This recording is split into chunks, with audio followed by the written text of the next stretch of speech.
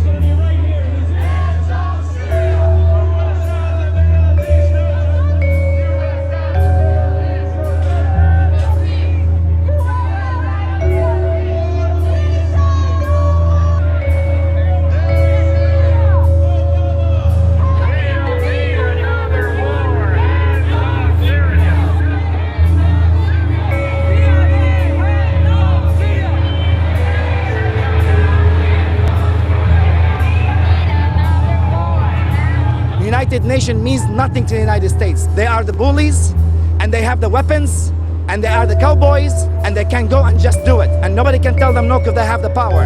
But this time, we're saying no. Stay the hell out of Syria. Stop sending weapons, money to the terrorists.